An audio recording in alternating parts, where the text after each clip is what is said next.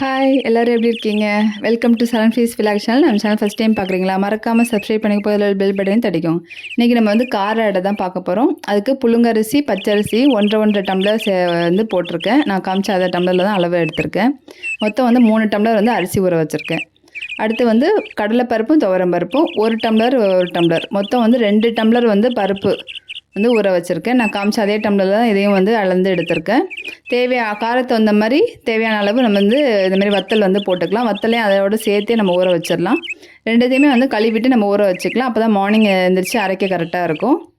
இப்போ ஊறின அரிசியை நல்லா வந்து தண்ணியெலாம் வடிகட்டிட்டு முதல்ல அரிசியையும் மிளகா வத்தலையும் நல்லா நைஸாக அதுமாதிரி அரைச்சி எடுத்துக்கணும். அதுக்கப்புறம் பருப்பை நம்ம அரைக்க போகிறோம். ஸோ முதல்ல வந்து அரிசியும் மிளகா வத்தலையும் அதுமாதிரி நைஸாக அரைச்சி எடுத்துக்கோங்க. ஒரு பாத்திரத்தில் ட்ரான்ஸ்ஃபர் பண்ணிக்கோங்க.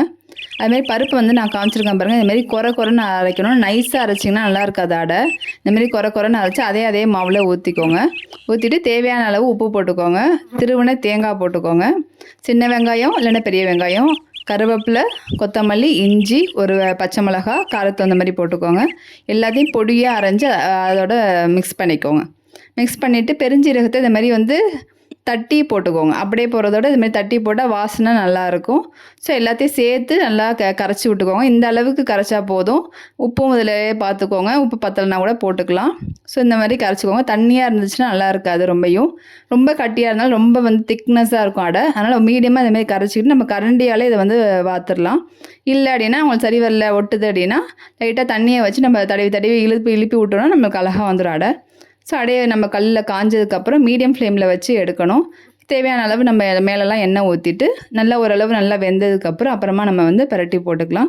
பிரட்டி போட்டு அதுக்கப்புறமும் என்னது சுற்றி நம்ம எண்ணெய் ஊற்றணும். அப்போ தான் இந்த அடை அந்த பருப்பெல்லாம் நல்லா வெந்து நல்லா மொறுன்னு சூப்பராக இருக்கும். இந்த மாதிரி கோல்டன் ப்ரௌனில் அழகாக கிடைக்கும். நீங்களும் இதை செஞ்சு பார்த்துட்டு எப்படி இருக்குன்னு எனக்கு கமெண்ட் பண்ணுங்கள். மறக்காமல் சரண் ஃபீஸ் விலாக சப்ஸ்கிரைப் பண்ணிக்கோங்க. லைக் பண்ணுங்கள். பிடிச்சிருந்தா ஷேர் பண்ணிக்கோங்க. தேங்க்யூ. நெக்ஸ்ட் வீடியோவில் பார்க்கலாம்.